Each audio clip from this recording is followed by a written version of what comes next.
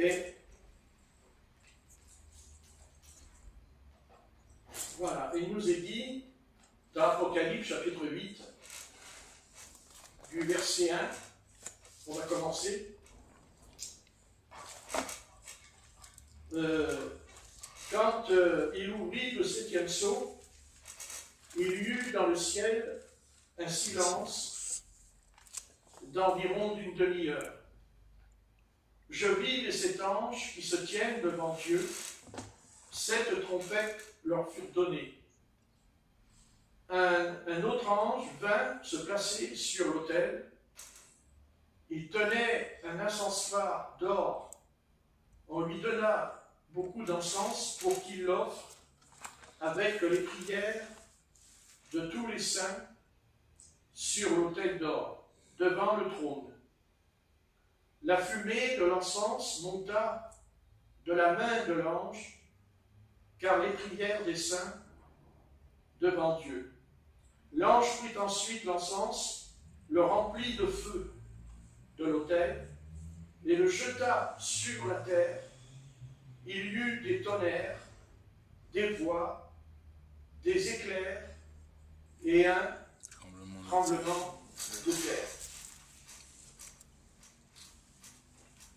Maintenant, à partir du verset 6, ça va se compliquer pour les habitants de la terre, car il dit que alors les 7 anges qui tenaient les 7 trompettes se préparèrent à sonner. La première sonna de la trompette et il y eut de la grêle et du feu mêlés de sang qui furent jetés sur la terre. Le tiers de la terre fut brûlé, le tiers des arbres fut brûlé, et toute l'herbe verte fut brûlée. Le deuxième ange sonna de la trompette, une sorte de grande montagne embrasée fut jetée dans la mer. Le tiers de la mer devint du sang, le tiers des créatures étaient dans la mer, et qui avaient souffle de vie mourut, et le tiers des navires périt. Le troisième ange sonna la trompette, une grande étoile tomba du ciel, brûlant comme un flambeau. Elle tomba sur le tiers des fleuves et sur les sources d'eau. Le nom de cette étoile est absinthe. Le tiers des eaux furent changés en absinthe, et beaucoup d'humains moururent de ces eaux devenues amères. Donc, on s'arrêtera là pour l'instant.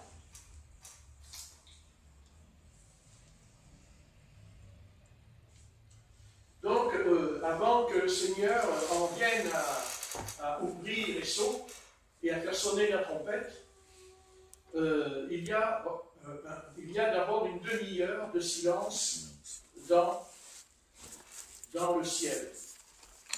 Dans Apocalypse 8 et 20, il dit « Quand il ouvrit le 7e sceau, il y eut dans le ciel un silence d'environ d'une demi-heure. » Ça n'a pas l'air comme ça, pourquoi ce petit verset qui comme ça nous parle d'une demi-heure de silence dans le ciel. Il faut bien comprendre que avant que le Seigneur décide ce qu'il va faire, eh bien, il essaye de nous dire qu'il prend son temps. Il n'est pas pressé. Heureux que lui n'est pas pressé, comme nous sommes pressés. Parce que nous, on aimerait bien hâter le jour du Seigneur. Ça, c'est certain qu'on en a assez. Parce que c'était déjà pénible. Il y a 50 ans en arrière, c'était pénible, mais alors là c'est la dose. On a la dose. Vous voyez? On a la dose. Vous avez remarqué que à 2 reprises, il nous est parlé d'abord d'une montagne qui descend qui frappe la terre, et après il nous est parlé aussi d'une étoile qui descend et qui frappe la terre. Alors nous pensons qu'il y a une montagne là-haut qui va venir et qui va descendre. Une montagne va venir, vous savez. Après il y a une étoile qui va descendre. Et en fait, ce sont des symboles. Ce sont des symboles parce que, vous voyez, la montagne, eh bien, quand elle descend, ça veut dire que l'humanité, toute l'humanité va se prendre une claque. C'est-à-dire que notre société va exploser, va s'en aller en fumée. Parce qu'il faut bien comprendre que Dieu nous dit que la terre était informe et vide.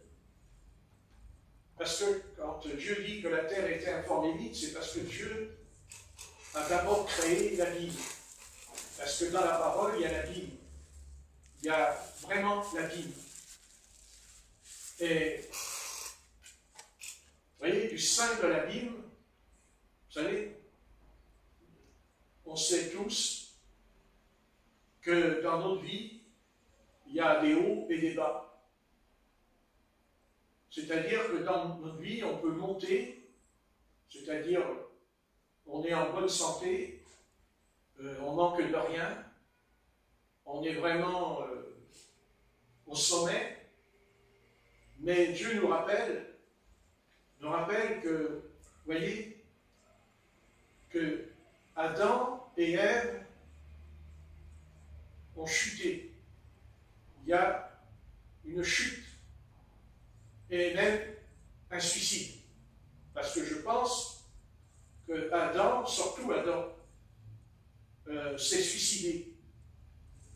Parce que le suicide, bien sûr, c'est que quand on se donne nous-mêmes la mort, quand nous-mêmes on veut en finir. C'est-à-dire que ce n'est plus Dieu qui nous rappelle la mort, c'est plus Dieu. C'est nous qui décidons d'en finir. Mais si on en arrive là, c'est parce que justement on est dans un abîme. Et tout le monde passe par là, une fois dans sa vie.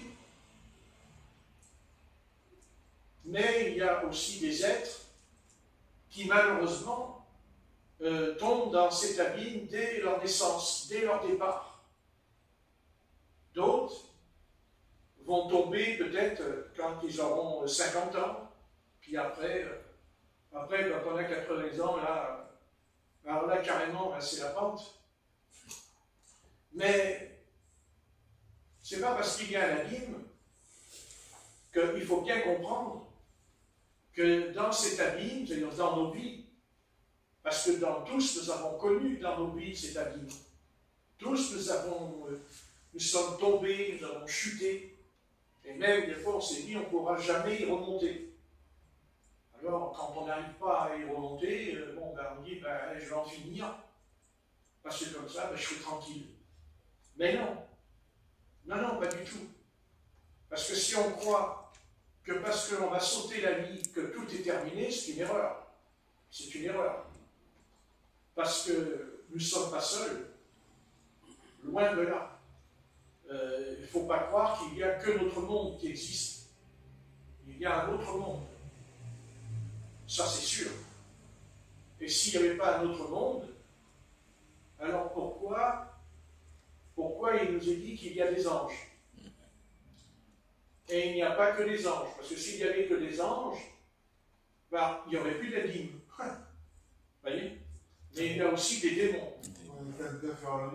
Et bien sûr, les démons. Et bien sûr, les démons, eux, dans l'ordre qu'ils ont reçu de leur père Belzébuth, ils ont reçu de leur père Belzébuth de nous entraîner, de nous attirer vers le bas, de nous envoyer vers le bas. Parce que quand on lit la parole, quand on étudie surtout le Nouveau Testament, nous avons là des explications qu'il n'y a pas dans l'Ancien Testament, qui nous parlent justement qu'il y a les démons, parce que dans l'Ancien Testament, on ne parle pas beaucoup des démons. Dans l'Ancien Testament, il n'est parlé que 2 fois de Satan, avec Job et avec David. Mais après, les prophètes ne nous parlent pas de Satan. Les prophètes ne nous parlent pas du Sheol, ne nous parlent pas du Hadès, ne nous parlent pas. C'est quand viendra le Seigneur qu'il va nous expliquer, au travers de la parabole de Luc chapitre 16, qui nous explique, qui nous fait prendre conscience que quand on meurt, eh bien on n'est pas mort. Parce qu'en fait, on dit « je meurs » et c'est fini. Mais non, il n'y a rien de terminé, rien n'est fini. Parce que ça ne peut pas être fini. Pour la simple raison, parce que Dieu est éternel. Dieu est éternel et que tout ce que Dieu crée est éternel. La seule différence, c'est que Satan a perverti. Il pervertit la vie. Il détruit la vie. Il s'en prend à la vie. Il ne supporte pas la vie. Il est contre la vie. C'est de cet abîme. Donc, n'oublions pas que le monde va sombrer dans la vie, va tomber dans cet abîme. Et pourquoi il tombe? Parce qu'il y a une montagne qui tombe, parce qu'il y a une étoile qui tombe, et même cette étoile, elle a un nom. Elle s'appelle l'absinthe. L'absinthe, c'est un poison. L'absinthe, quand on en boit, ça crée en nous l'ivresse. L'ivresse. Mais c'est un poison. Puisque nous allons voir que c'est écrit au verset 8, il dit « Le deuxième ange sonna de la trompette, une sorte de grande montagne embrasée fut jetée sur la mer. » Alors, c'est pas une montagne qui va descendre du ciel. D'abord, il n'y a pas de montagne dans le ciel. Il y a des montagnes sur la terre. Alors, pourquoi il y a une montagne qui descend? En fait, c'est une image pour nous montrer que cette montagne, c'est le monde. Que cette montagne, c'est notre société, cette montagne. Et qu'à un moment donné, dans tout ce que nous croyons, dans tout ce que nous nous sommes confiés, va s'écrouler, va être ébranlé. Et c'est un peu ce que nous commençons à constater, que tout s'effondre, dans tous les domaines. Donc, les guerres, les bruits de guerre, les épidémies, les familles, tout ça, c'est justement cette montagne qui descend. Vous voyez, elle descend, elle frappe. Et tout ça part en, parce qu'il nous parlait aussi de la fumée, n'est-ce pas, part en fumée. Vous voyez.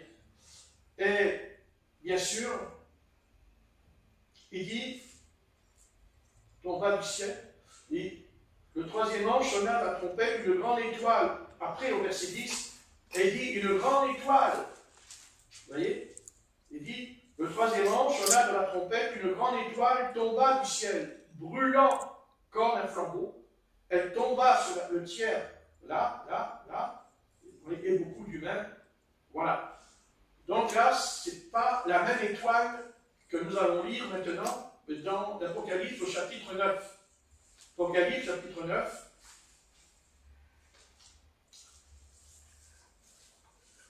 Chapitre 9.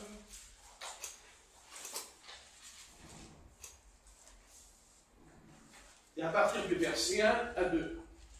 Apocalypse 9, verset 1 à 2. Le septième ange sonna de la trompette. Je vis une étoile qui était tombée du ciel sur la terre. La clé du puits de l'abîme lui fut donnée et elle ouvrit le puits de l'abîme il monta du puits une fumée comme la fumée d'une grande fournaise. Le soleil et l'air furent obscurcis par la fumée du puits. De la fumée, des criquets sortirent sur la terre. Il leur fut donné un pouvoir pareil au pouvoir des scorpions de la terre.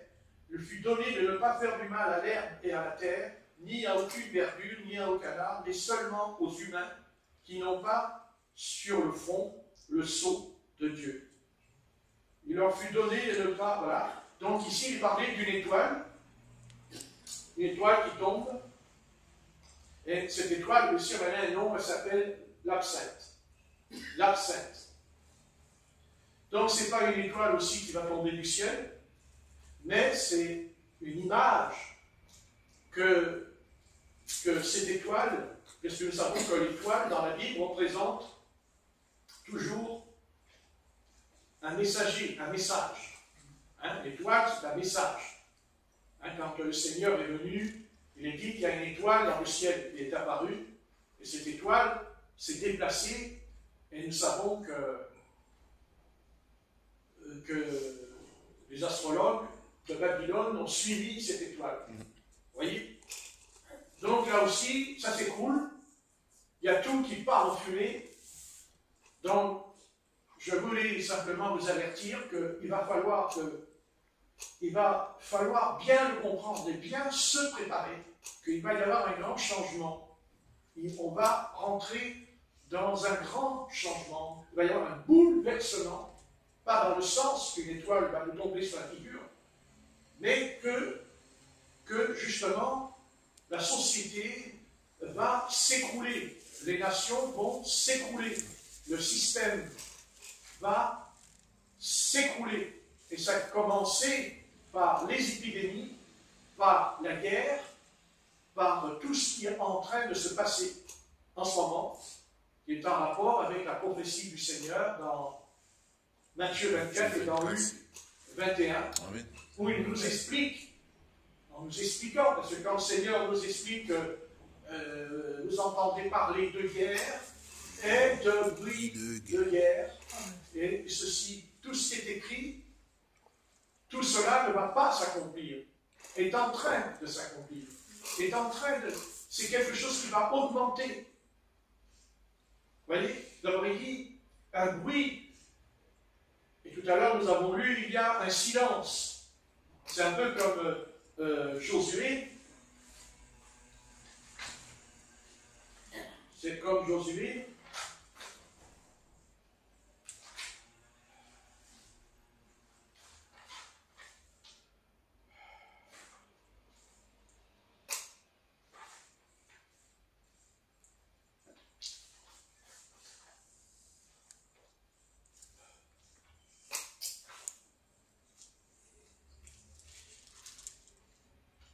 Voilà. On va lire dans l'Ancien Testament, dans Josué 6, verset 10. Josué, chapitre 6, verset 10.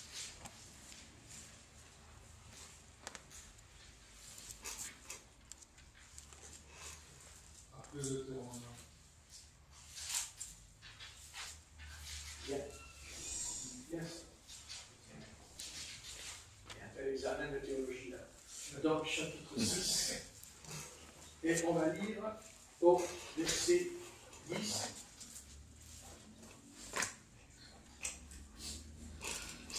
Josué, chapitre 6, verset 10.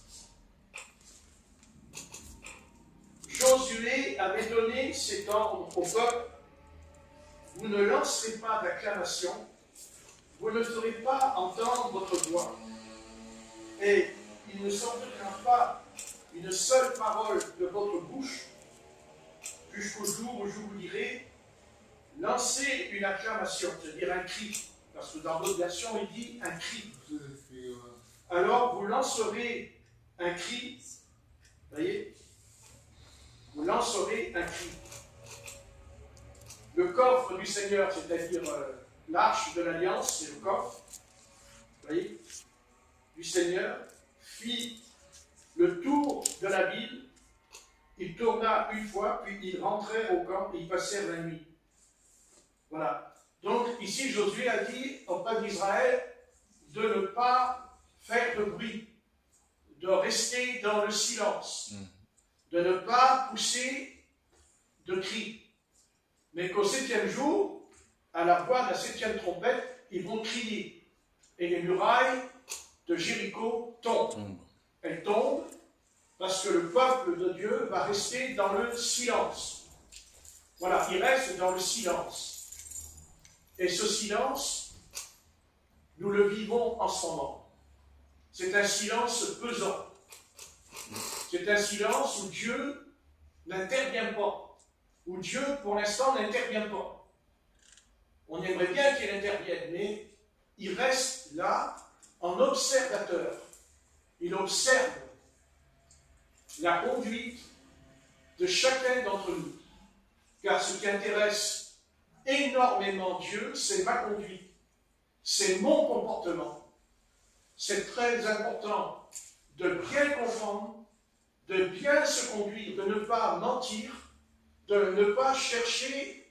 Vous voyez, il faut éviter de mentir, d'éviter ce qu'on ne veut pas éviter. Donc on ne peut pas éviter. Et si on croit qu'on va s'en sortir, c'est une grave erreur, parce que Dieu nous attend tous, il nous attend tous. Ça c'est sûr. Et faire très attention de ne pas jouer un petit rôle qui devient un mensonge. Car on aime mentir, et on ment. Peut-être pas un mensonge grossier, mais un mensonge où on est double. Donc à un moment donné, Dieu nous dit, stop, moi j'ai dit ça, maintenant il faut me le donner. Il faut me le donner. Et non pas faire le serpent comme ça et d'éviter le sujet. Parce qu'à un moment donné, Dieu nous dit non. Non.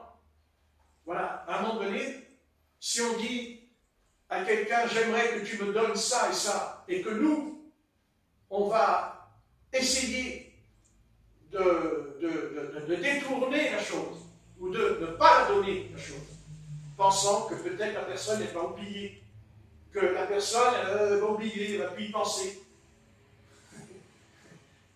La personne, elle n'oublie pas, parce que l'esprit qui est en elle va lui rappeler. Vous savez, notre vie est faite de ce qu'on dit.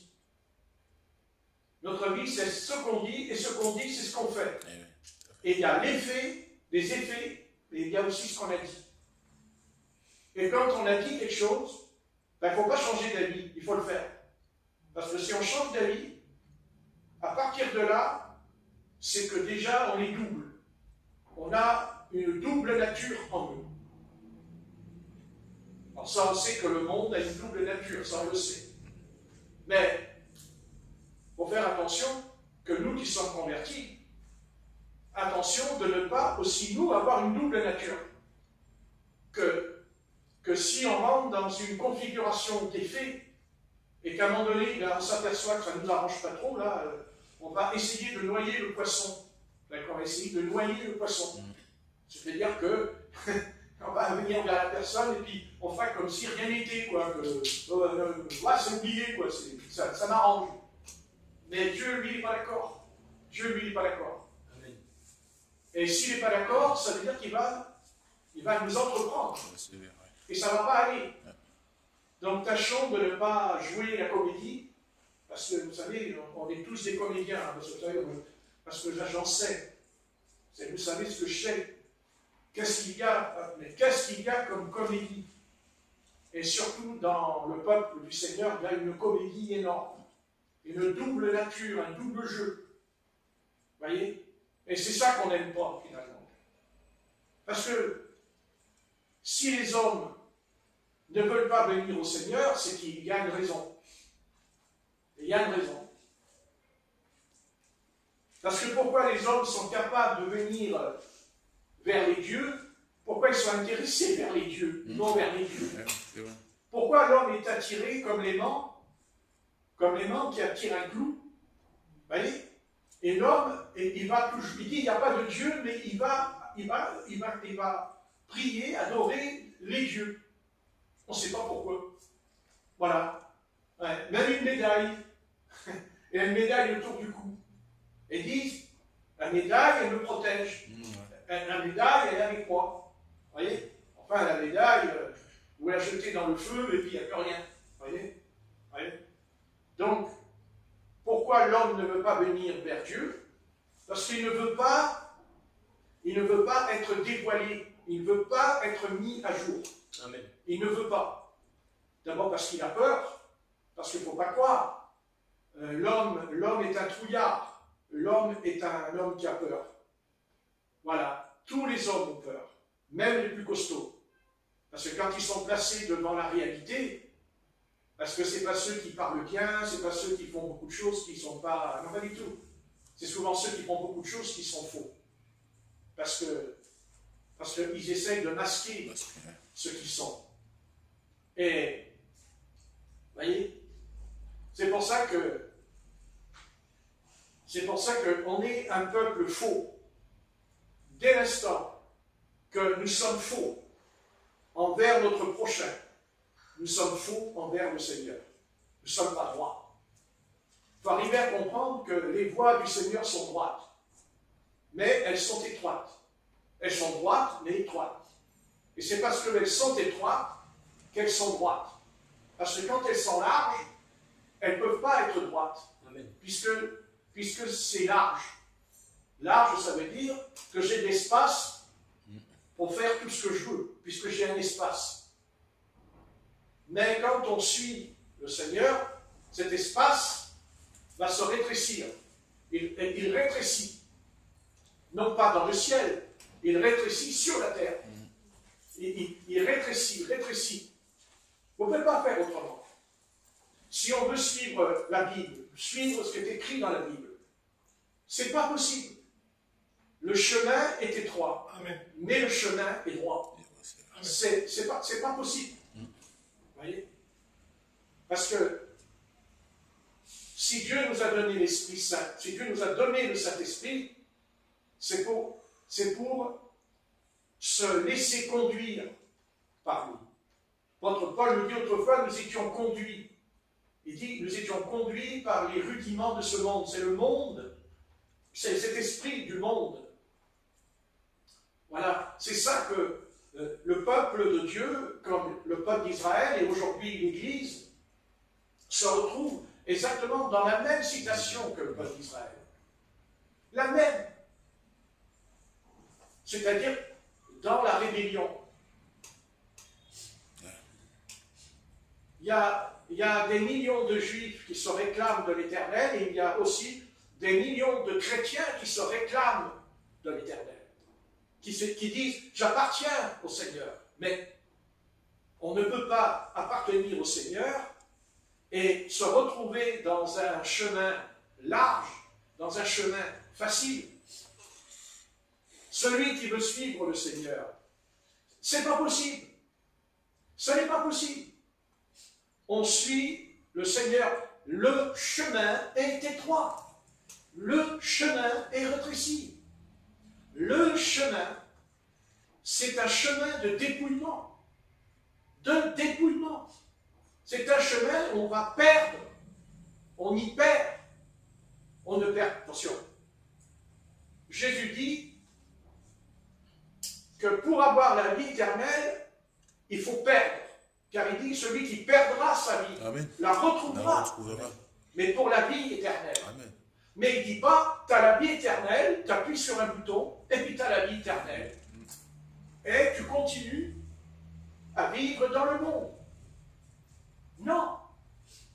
Non et non. On ne va pas dans le monde parce que le monde est mauvais seulement. On ne va pas dans le monde parce que le monde est conduit, le monde est animé, le monde appartient non pas au Seigneur. Non, le monde n'appartient pas au Seigneur. Pas ce monde. Non. C'est pour ça qu'il va y avoir une catastrophe. C'est pour ça qu'il va y avoir un cataclysme. Un cataclysme social, puisqu'on voit l'étoile qui tombe du ciel. Vous voyez, cette étoile s'appelle absinthe, c'est-à-dire le poison. Les eaux, il dit les eaux sont empoisonnées. Et quand il dit les eaux, quand il dit les rivières sont empoisonnées, c'est pas une rivière, c'est pas ça. La rivière, c'est mon âme, c'est la vie. C'est la vie, mon âme. Mon âme est une rivière. Comme il l'a dit à Samaritaine. Des eaux, l'eau sortira. Amen. Maintenant, c'est bien que l'eau, elle sorte. Mais avant que l'eau du Seigneur sorte de son sein, de cette eau, d'abord, elle a dû aller se faire purifier. Il a fallu qu'elle soit purifiée. Et quand elle est purifiée, elle sera capable d'amener tout le village, voyez, au Christ.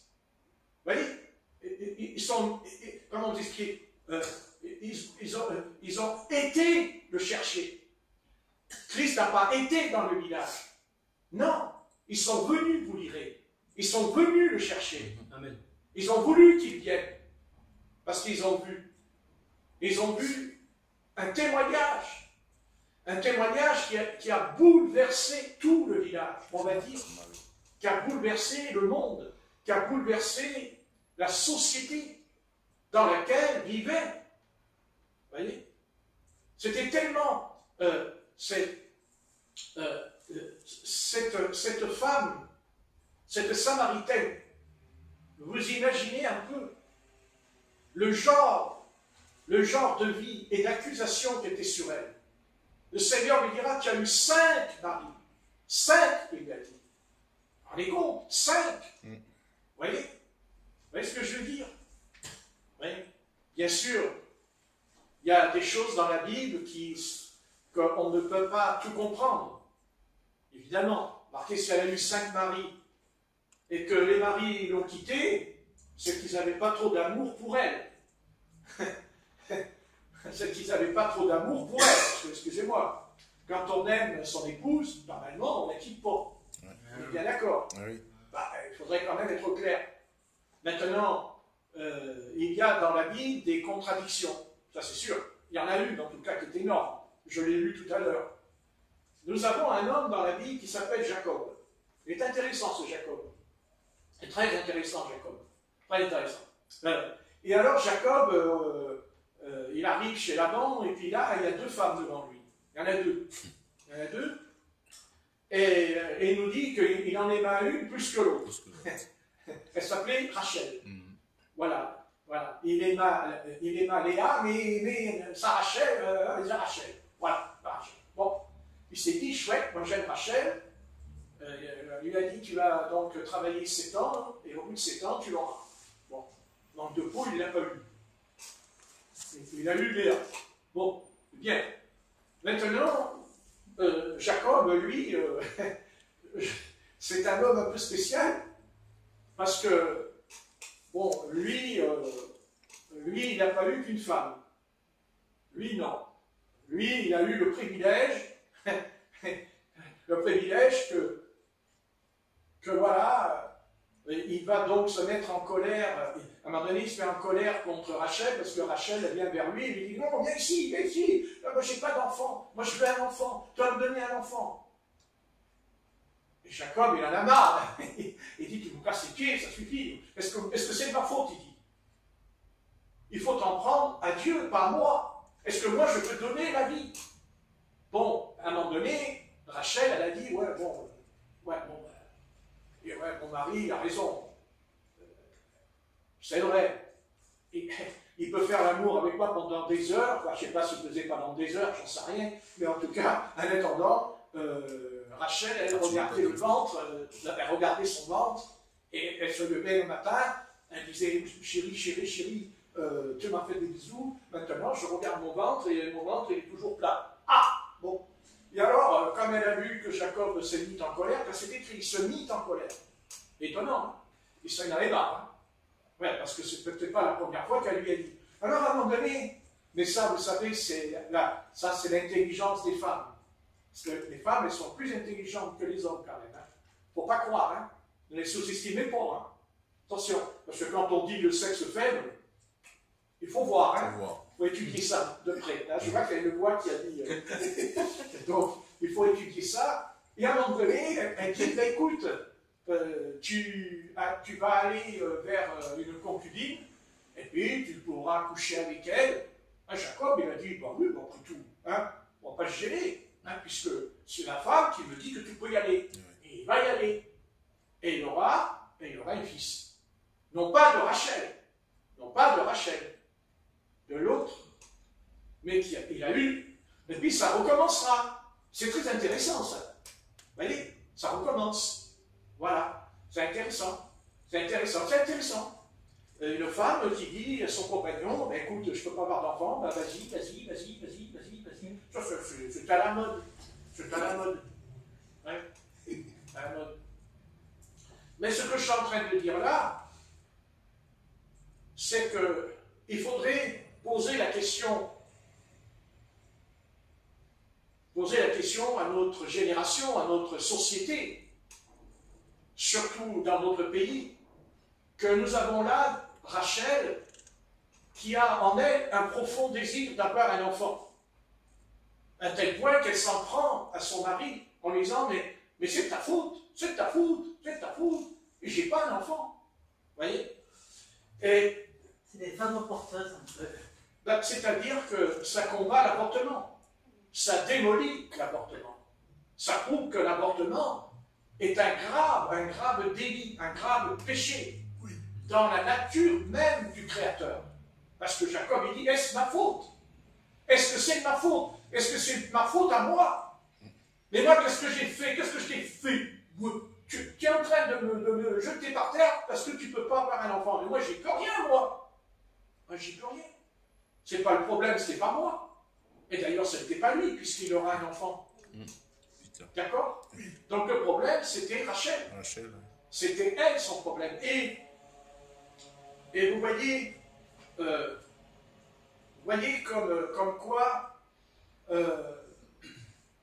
comme quoi, si une femme comme Rachel ou même comme Sarah, qui a dit aussi à Abraham qu'elle lui donnait la permission d'avoir une relation sexuelle avec Agar, et d'ailleurs ça n'a pas tardé, hein, ça a été clair, bon, il y a Ismaël qui arrive. Vous voyez ce que je veux dire?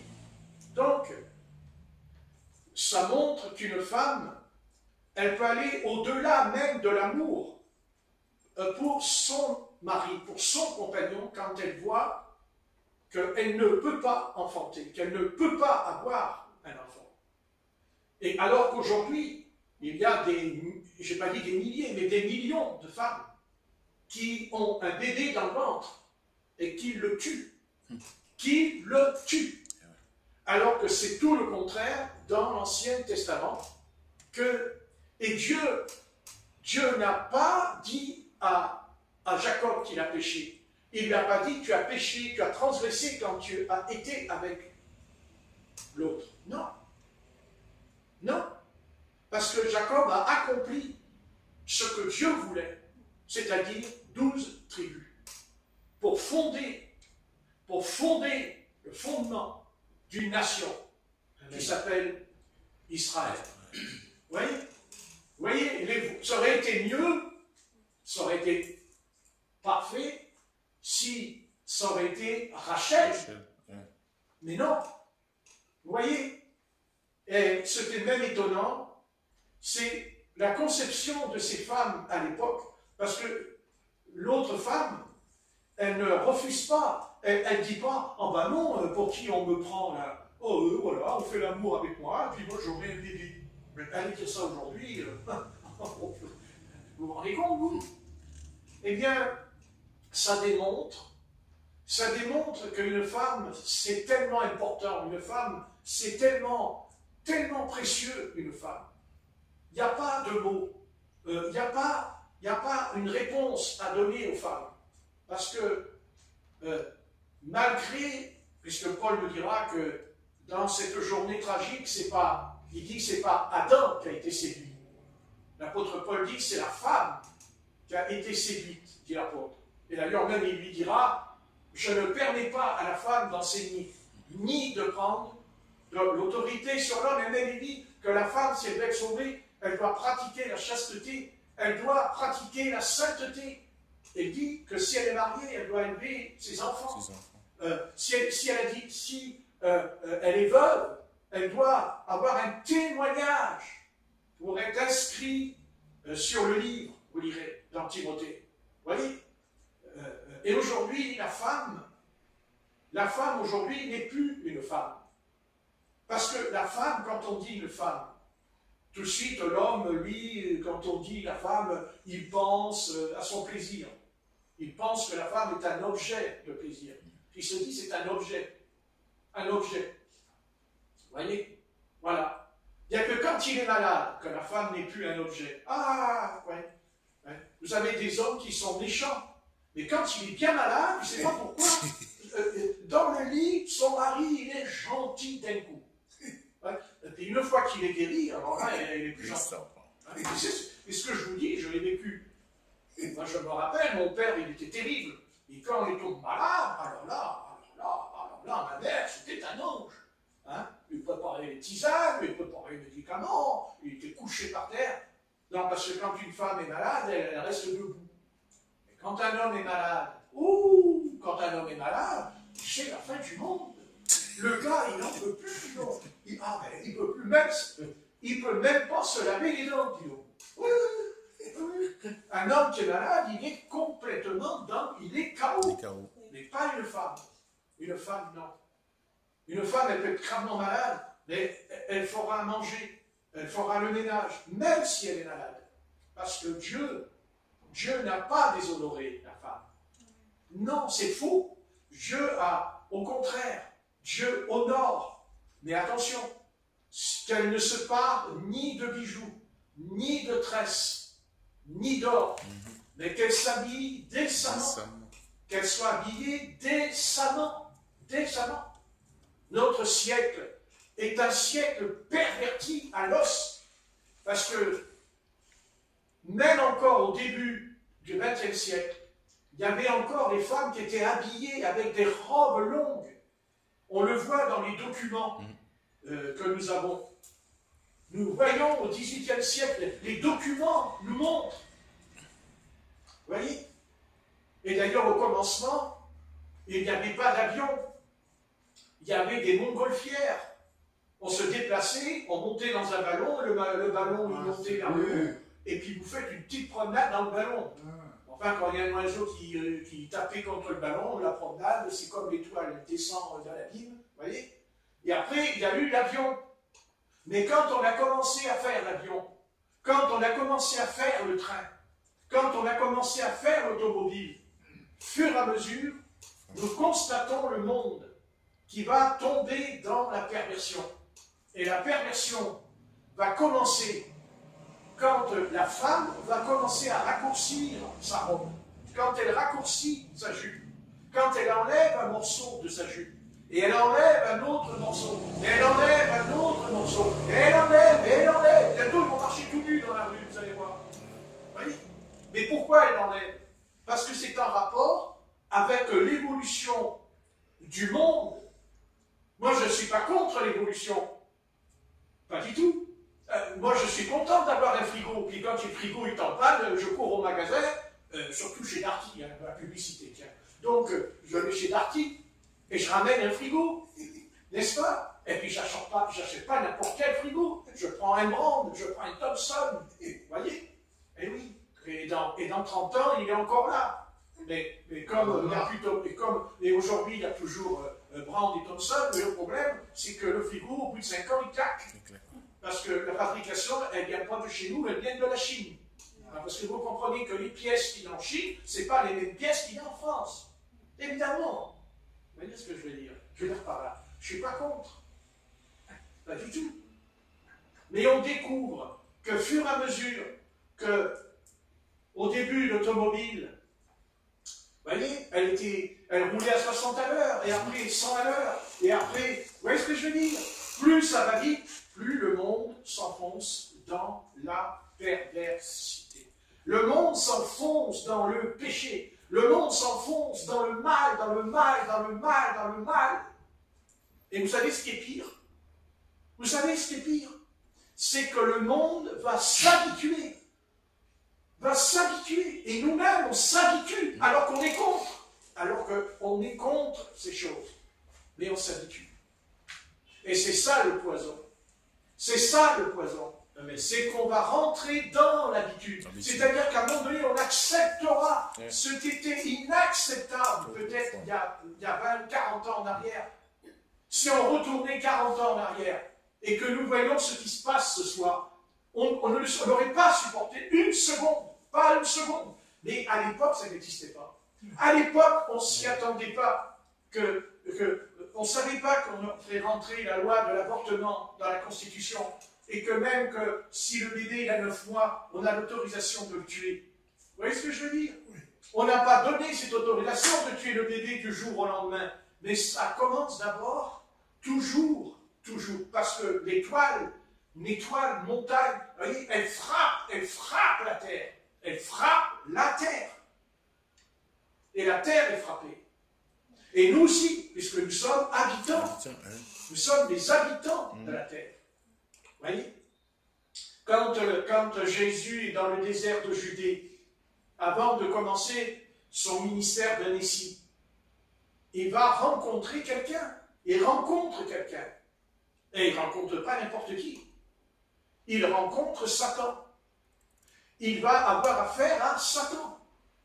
Et ce qui est frappant, c'est que Satan a été dérangé en lui. Et en quoi Satan a-t-il été dérangé? C'est qu'à 2 reprises, il fait monter Jésus et le place en haut du temple. Et après, il le fait monter sur une haute montagne. Il le met sur une haute montagne. Mais quand il le fait monter en haut du temple, il ne lui dit pas les royaumes de la terre. Il ne parle pas des richesses. Il ne parle pas de ça. Il ne parle pas de ça. Il parle en haut du temple. Le Seigneur, Satan lui dit, jette-toi en bas. Mais jette-toi en bas. C'est-à-dire, va vers l'abîme. Va vers l'abîme. Descends dans l'abîme. Et Jésus lui répond, non. Ça, c'est hors de question. Et bien sûr, Satan se servira de la Bible. Et Jésus se servira de la Bible. Et il lui répondra, non. Tu ne tenteras point le Seigneur ton Dieu. Vous voyez? Tu ne tenteras pas. Et Satan ne pouvait pas faire tomber le Seigneur comme nous dans le péché, dans le sens que on aurait fait venir devant le Seigneur une femme, et Jésus lui aurait dit, c'est hors de question. Mais Satan le savait tout ça de lui. Satan, il connaissait. Il savait très bien son origine, il connaissait. Parce que s'il ne savait pas pourquoi il est venu, alors, le tenter. C'est Satan qui descend. C'est Satan descend. D'ailleurs, c'est comme l'absinthe quand elle descend, l'étoile, elle descend. C'est exactement ce que même le Seigneur dira à ses apôtres. Je voyais Satan descendre du ciel comme un éclair. Vous voyez le texte? Vous voyez? Je voyais Satan descendre. Donc cette étoile, cette absinthe, moi je peux traduire, c'est mon opinion. Je peux dire c'est Satan qui descend du ciel, qui d'ailleurs est dit que dans les derniers jours sera animé d'une grande colère. Vous voyez ce que je veux dire? Vous voyez? C'est pas une étoile, là, il y en a un, là, il avait dit que l'étoile c'était, comment ça s'appelle, la cité, là, qui devait tomber par terre en 1912, là, enfin bref, toutes ces histoires qu'on a entendues. Hein, en fait, la station, elle devait tomber sur la terre. Là. Oui, elle n'est pas tombée. Et lui, il avait fait lui, il avait expliqué par rapport à l'étoile, il avait dit dans l'Apocalypse, vous voyez. Mais non. Ça, ce sont des interprétations charnelles. C'est pour ça que je vous ai dit tout à l'heure, d'ailleurs, pourquoi on a l'Apocalypse? Pourquoi on a l'Apocalypse? Parce que justement, c'est ça qu'il faut arriver à comprendre. Parce que le Seigneur, il dit, vous recevrez le Saint-Esprit et il vous conduira dans toute la vérité.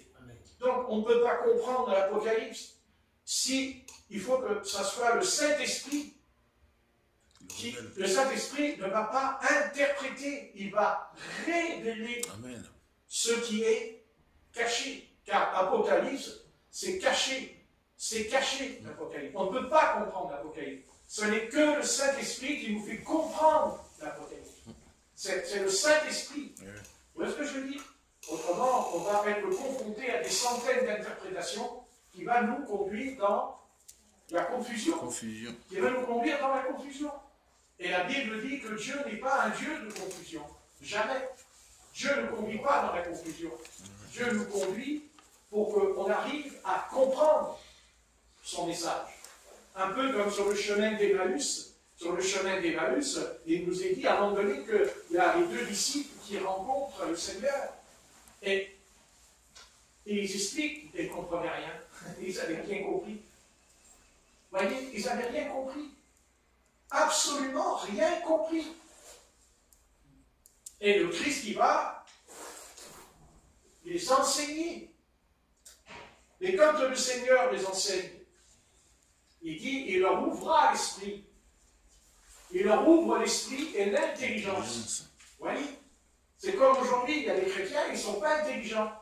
Leur intelligence, elle est fermée. D'ailleurs, vous pouvez leur expliquer sans cesse, ils ne comprennent pas. Ils ne comprennent pas.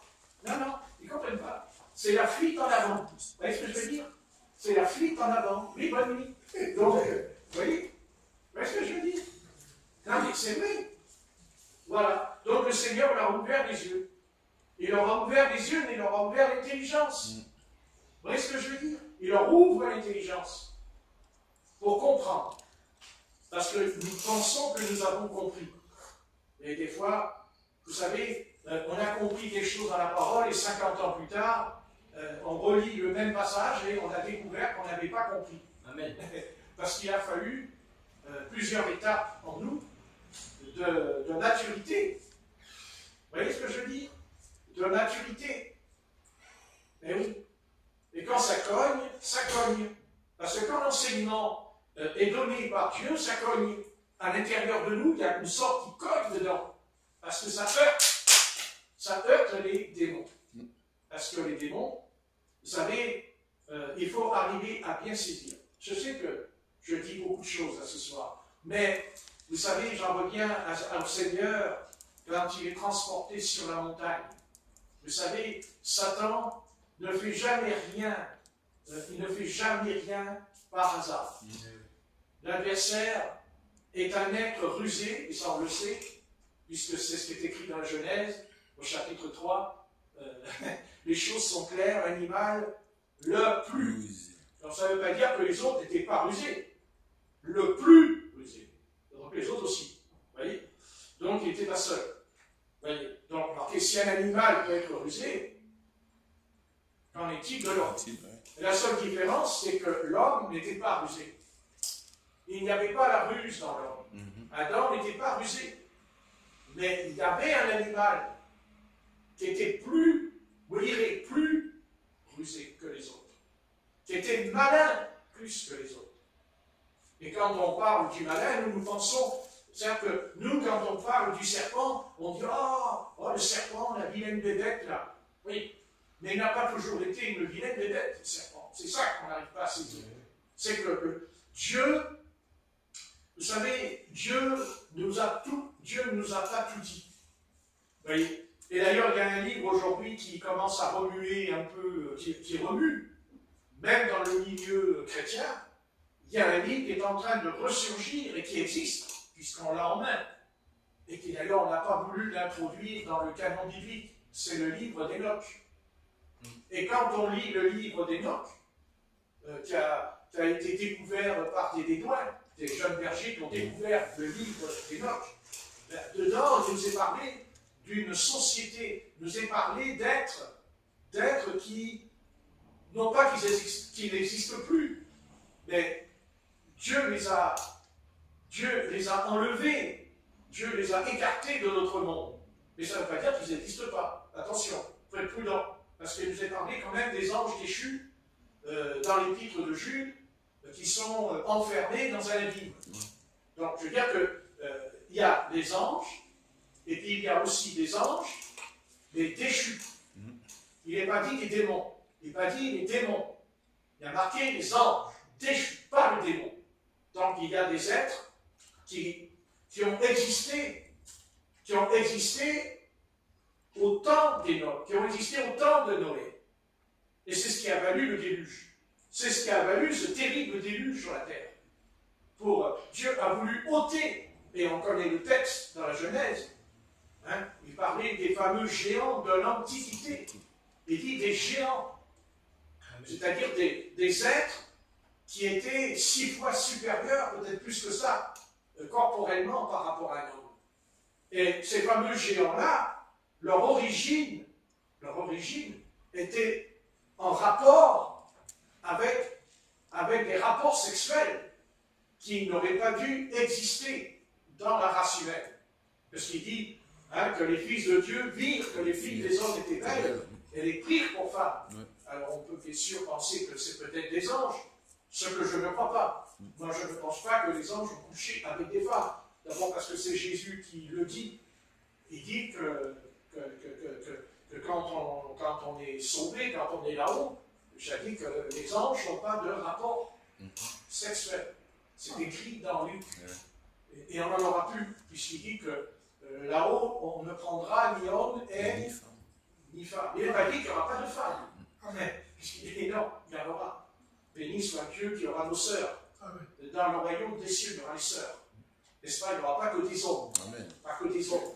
Et donc, Satan, on le voit toujours comme quelqu'un, comment expliquer, quelqu'un de répugnant, quelqu'un de vilain comme tout. Mais pas du tout. Satan, il est vilain. Mais il est moche, il est horrible. Mais à l'intérieur de lui, à l'intérieur, vous voyez, c'est comme aujourd'hui, les hommes qui sont pervers. Amen. Vous verrez que physiquement, ils sont attirants. Comment voulez-vous tomber entre leurs mains s'ils ne sont pas attirants? Et c'est ça la perversité. C'est par la beauté, mais ce n'est pas la beauté du Seigneur. Parce que la beauté du Seigneur, c'est la sainteté. Amen. La sainteté. La sainteté, je dis bien, être saint. Quand on est saint, on est beau devant le Seigneur. Quand on est saint, on est propre devant Dieu. Vous voyez ce que je veux dire? D'abord, c'est important. Parce que s'il a accepté que son propre fils quitte la gloire pour qu'il devienne un homme, pour être crucifié, pour être meurtri, pour qu'il soit châtié, c'est que Dieu devait rétablir ce problème en nous. C'est d'être pur. D'être pur. Vous voyez? Et c'est pour ça qu'on peut prier, on peut enseigner, on peut faire plein de choses avec le Seigneur aujourd'hui. Mais si on n'est pas pur, car c'est écrit, heureux ceux qui ont le cœur pur. Vous voyez? Heureux ceux qui ont un esprit pur, verront le royaume, entreront dans le royaume des cieux. Vous voyez ce que je veux dire? Et aujourd'hui, je n'ai pas dit que la perversité n'existait pas. Pas du tout. Vous savez, quand on étudie les empereurs romains, quand on étudie les empereurs comme Néron, comme Caligula, mais il fallait voir la perversité. Ils couchaient avec leur mère, ils couchaient avec leurs sœurs, ils couchaient avec leurs enfants. On croit que nous on est là, on dit oh le monde est pervers, mais c'est faux. Mais loin de là. Et même dans la Bible, il dit que même il y a un roi qui était attaqué par une nation. Et comme il a vu qu'il allait être battu, il a offert son fils en sacrifice. Un roi. Pas un roi d'Israël, un roi de Juda. Il a offert son fils en sacrifice. Vous voyez? Donc ne croyez pas, ne pensez pas. La seule différence qu'il y a aujourd'hui, c'est que le mal n'est plus localisé, il n'est plus local, il est mondial, il est international. Voilà. Autrefois, bien sûr qu'il y avait un pays dans l'Ancien Testament qui n'était pas pervers. Et il y a un autre qui était complètement dans la perversité. Et d'ailleurs, quel pays a été le plus pervers dans l'Ancien Testament par rapport aux autres nations? Mais c'est le peuple d'Israël. C'est le peuple d'Israël qui est tombé, puisque l'Éternel lui dira, tu n'as pas un amant, tu as des amants. Tu n'as pas un, mais des amants. Il lui a dit. C'est pour ça, dans ma fureur et dans ma jalousie, parce que Dieu va être jaloux, comme un homme et une femme qui sont mariés. À un moment donné, il y a la jalousie qui va venir de l'autre. Vous comprenez? C'est la jalousie. Voilà. Vous voyez? Et quand il n'y a pas de jalousie, quand il n'y a pas la jalousie, ça veut dire que cette personne-là ne vous aime pas. Elle ne vous aime pas. Elle vous fait croire qu'elle vous aime. Elle fait croire qu'elle vous aime, mais en vrai, au fond d'elle-même, elle n'avoue pas. Elle ne peut pas avouer la réalité. En disant, oui, mais non, voilà, bon, je ne vais pas te faire de la peine, mais bon, voici ce que je crois. Vous voyez ce que je veux dire? Vous voyez? Donc, il ne faut pas non plus, faut pas faire ça non plus. À un moment donné, il faut que les choses soient clarifiées. Ah oui. Il faut rentrer dans la clarté. C'est dans la lumière. La lumière d'abord de la parole. Ça, c'est important. La Bible, que dit la Bible? Qu'a-t-elle enseigné? Qu'a-t-elle déclaré sur tel et tel sujet dans la vie des hommes? Vous voyez? Donc, aujourd'hui, c'est que autrefois, il y avait le mal. Mais le mal était stoppé. Le mal ne progressait pas comme aujourd'hui. C'est-à-dire que le mal, bien sûr, il y avait le mal, mais il n'était pas étendu. Il n'était pas étendu. Il y a même le mal maintenant dans l'espace. Hein? Avant, ils ne se disputaient pas là-haut, parce que vous savez, pour l'instant, ils sont en train de se faire la guerre sur la terre, mais un jour, ils vont nous faire la guerre dans le ciel. Un jour, il va y avoir la guerre dans le ciel. Et bien sûr, que voulez-vous que je vous dise? Voilà, les anges, ils vont regarder, mais qu'est-ce que c'est, qu'est-ce qui se passe? On était tranquille. Il y avait, comme dit le texte, comme quoi, vous voyez, un texte peut dire beaucoup de choses. Hein. Il y avait une demi-heure de silence. Et d'un coup, il n'y a plus de silence là-haut. Hein? Maintenant, il y a la mécanique là-haut. Ah ben oui.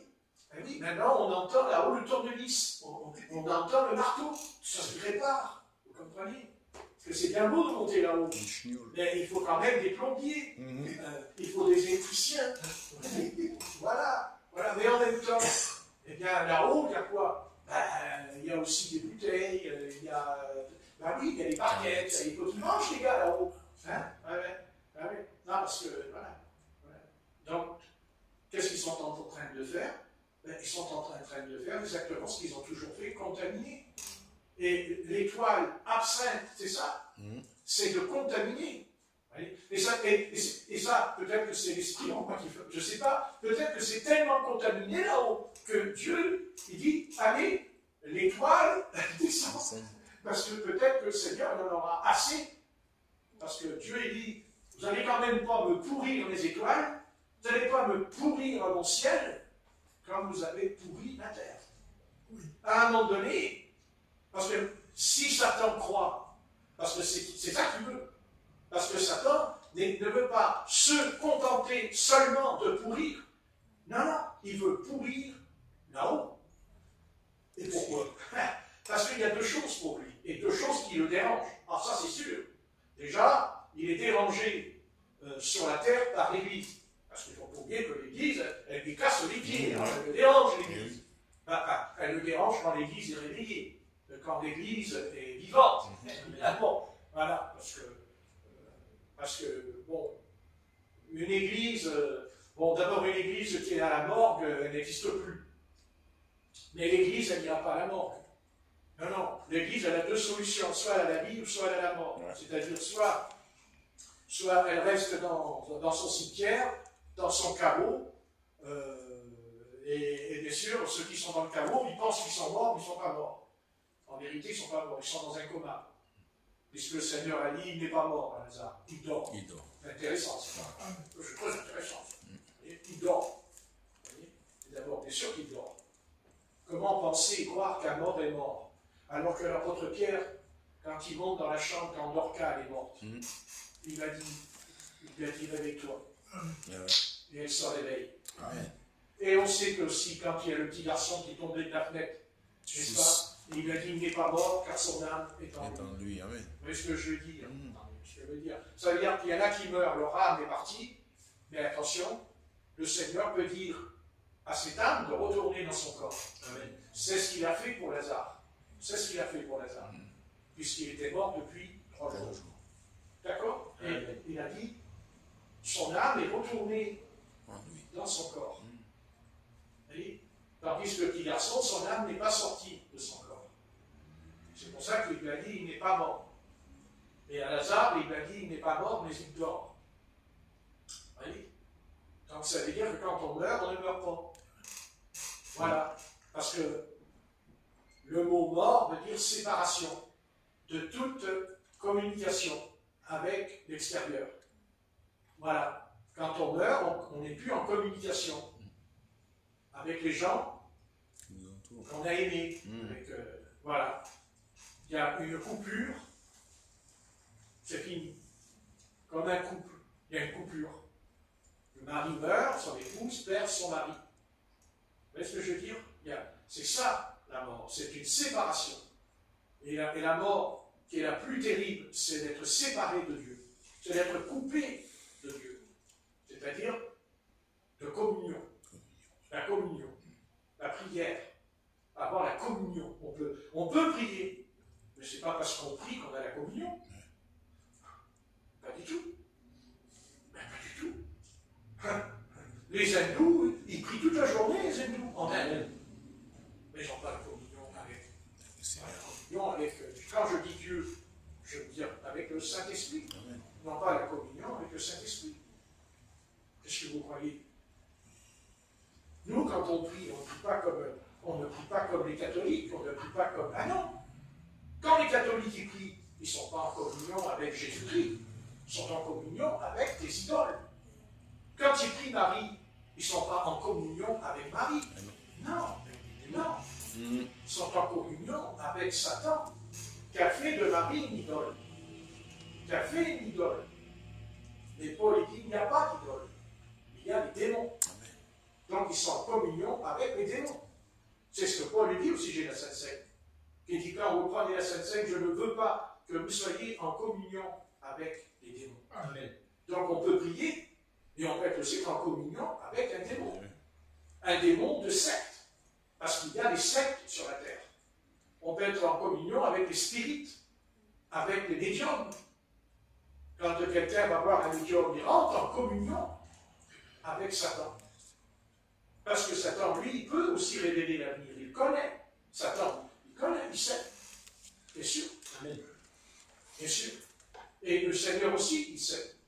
Et la différence, c'est dans quelle direction, quand je prie, par quel esprit je suis animé. Vous voyez? Et on le sait. Parce que c'est quand même frappant que sur la terre, il y a différentes dénominations religieuses. Et moi, quand je dis qu'une dénomination religieuse a un démon, je vais vous dire pourquoi je sais qu'elle a un démon. Pourquoi? Parce que quand ils prient dans les dénominations, ils ne prient jamais pareil. Les catholiques prient, ils ne prient pas comme les protestants. Et les protestants, ils ne prient pas comme les pentecôtistes. Et les pentecôtistes, ils ne prient pas comme les méthodistes. Ce n'est pas vrai. Ils prient. Ils disent Seigneur, Seigneur. C'est ce que dit. C'est pas parce que vous dites Seigneur, Seigneur. C'est pas ça. C'est par quel esprit vous le dites. Par quel esprit. À tel point que même, ils disent au Seigneur, n'avons-nous pas chassé les démons? Vous voyez? N'avons-nous pas guéri les malades?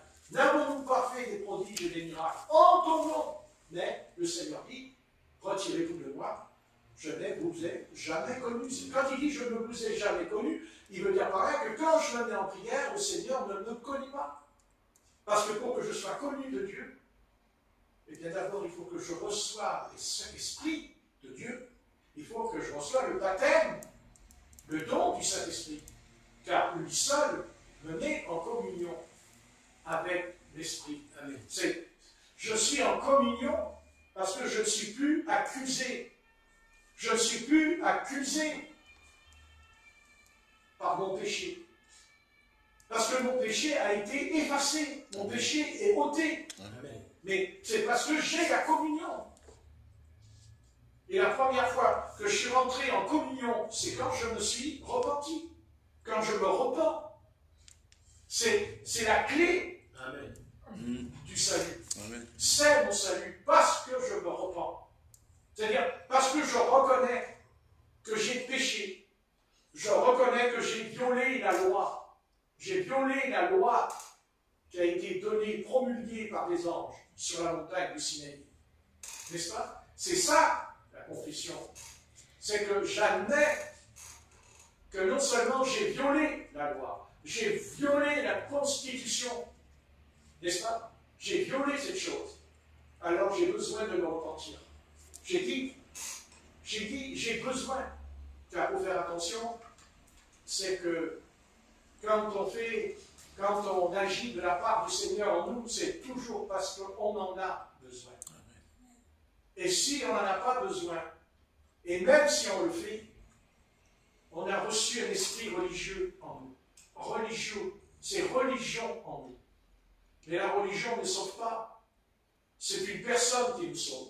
C'est un être qui nous sauve. Amen. Et on connaît on la connaît, cette personne. On la connaît. Parce que nous avons la Bible.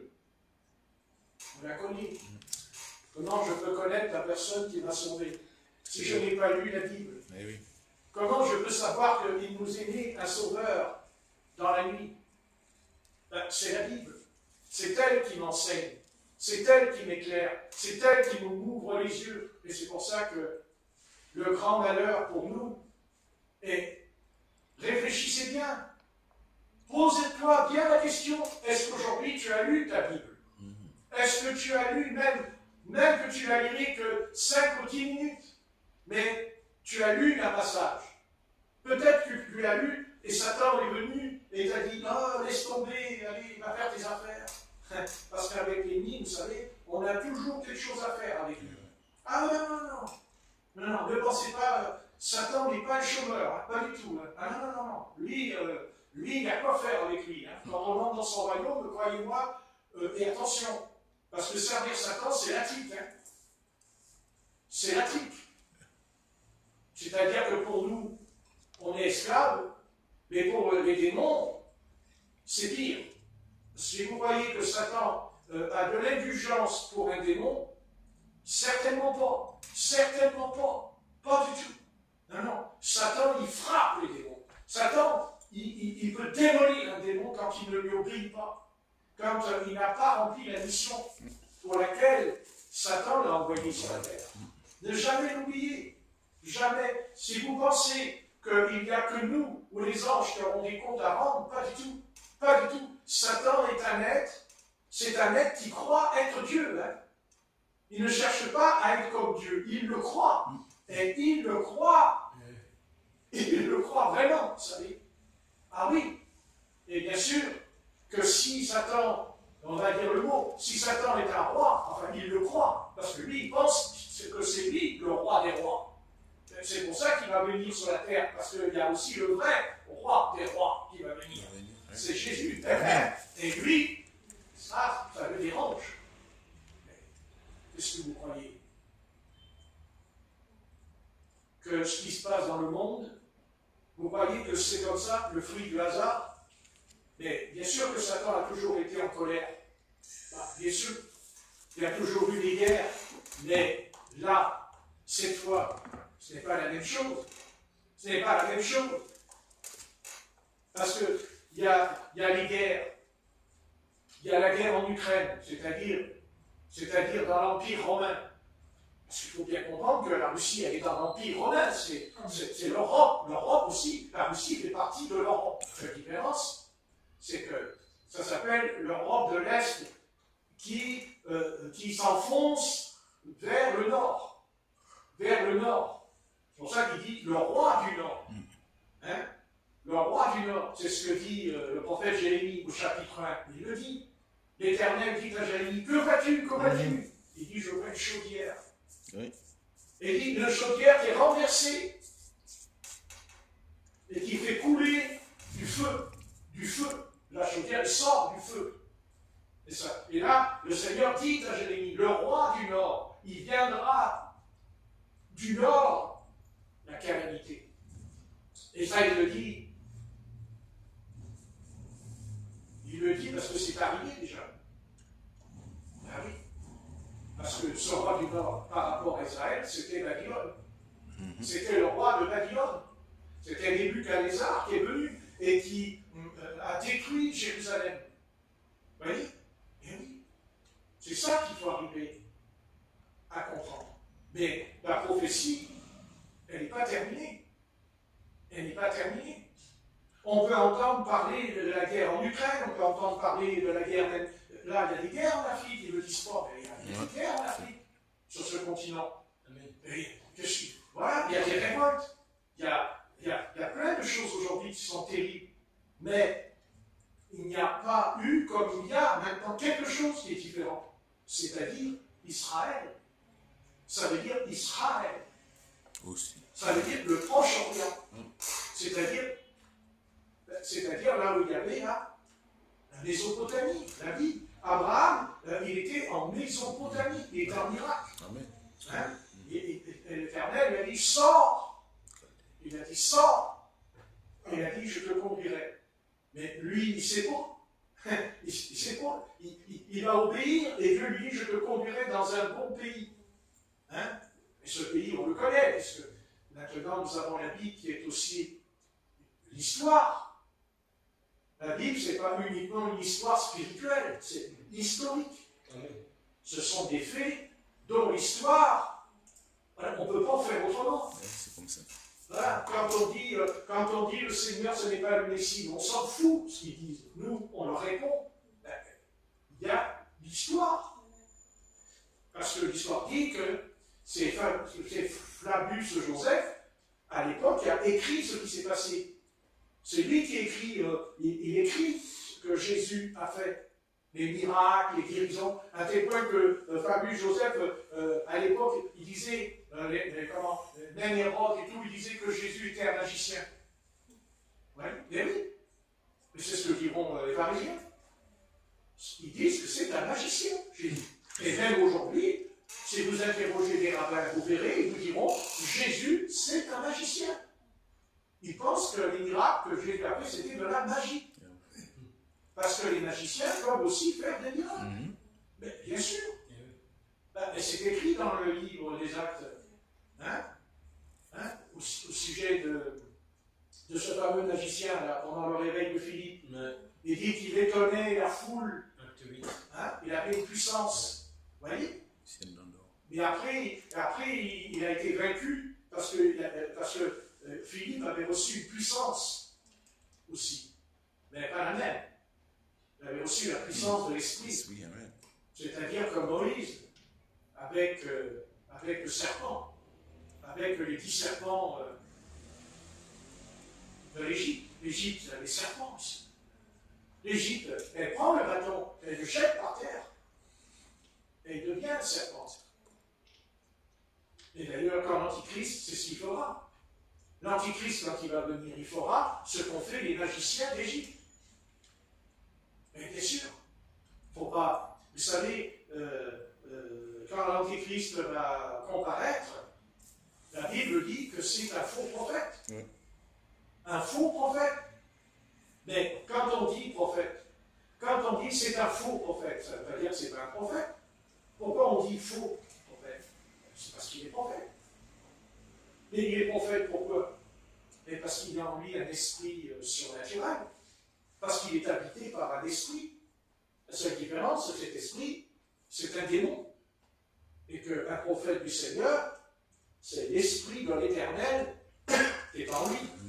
C'est pas la même chose. C'est un peu comme les... C'est comme les prophètes avec... au sujet d'Akab. Amen. Vous voyez? Il y avait les prophètes qui prophétisaient. Michel.